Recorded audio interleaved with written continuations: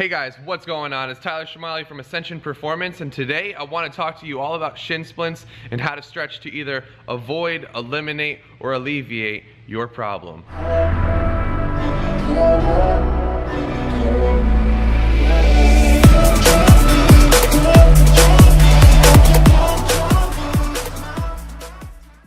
So before we go into the mobility portion of this video, I want to give you a brief overview of what may be causing your shin splints. Now remember, not everybody has the same cause and effect, but this video is intended to educate you fully on what may be causing your problem. So please take into account that this may or may not work based upon how your body is moving. When looking at shin splints and looking at people that have pain in this little front capsule of the shin right here, one thing I always address is seeing how buoyant or how elastic the joint of the ankle is. Now, if you have any restriction, and this is going to be the main topic of this video, if you have any restriction in your ankle down here, it is not going to be able to adequately absorb the shock going up, therefore disrupting and causing problems up the chain, into the shins, the knees, etc. And this is why a lot of people, if they may not have shin splints, they might have some knee pain when they're running or doing lunges or vice versa. Now, when looking at the ankle, you want to make sure that your ankle is creating enough dorsiflexion, or this little bend right here, this little motion right here.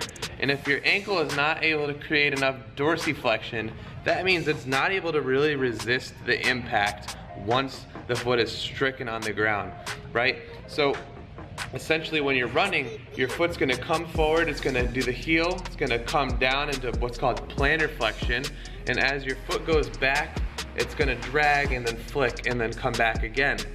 So when looking at people that have shin splints, these are a couple of stretches that I have noticed worked for alleviating the problem, alleviating the pain, and making sure that before and after running, you had done this so the problem cannot persist any longer.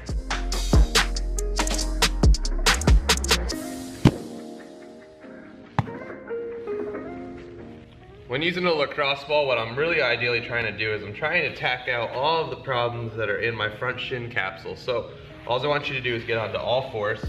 From this position here, you're going to take the ball, place it right in the meat of that calf in the front, otherwise known as your anterior tibialis. And what I want you to do is roll a little bit through it and try to find any spots that might feel a little bit nitty and gritty. Now remember, if there's really no tenderness after a couple seconds of rolling around and trying to find spots, then realistically there's nothing to be working on there and you should just move on, because you might aggravate the muscle tissue more than actually alleviating it. After working with the lacrosse ball to open up the front shins, you're going to start to open up the back of the calves. So what you're going to do is you're going to take the foam roller, put it on the ground in front of you, put your calf directly onto the foam roller, starting at the bottom end of your calf, placing your arms in a position to pull yourself nice and upright, and then crossing the leg over to make an X over the spot that is actually on the roller. Now, you might feel some tenderness and discomfort here. You want to just hang out here and take some deep breaths through it for about 30 seconds to 1 minute. After you've done so, what you can do is you can take your foot, pull the roller under you a little bit more closely, and then cross over again.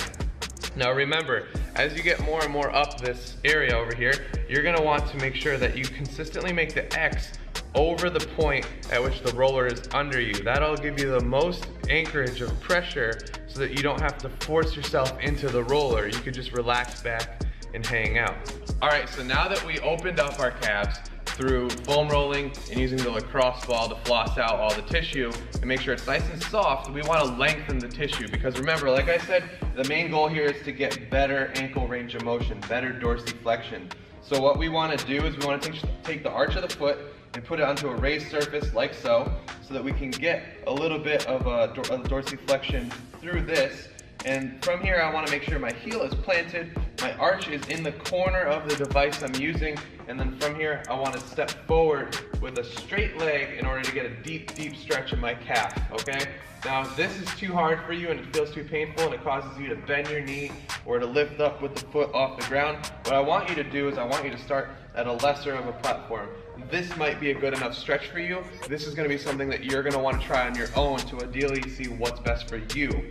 But over time, the one thing you do want to look for is to consistently get a little bit more and more and more range of motion out of the ankle as you continue on doing the stretch. Alright guys, if you thought this video was helpful to you at all, please give it a thumbs up and share it with somebody that you think it could help.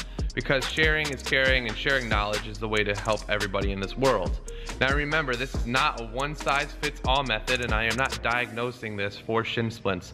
All I'm simply saying is that a lot of people that come to me have a simple range of motion restriction in their ankle, which causes problems up the stream towards the shins and the knees. So if this doesn't work for you, please either reach out to us or go to a licensed professional that you feel suitable to help you.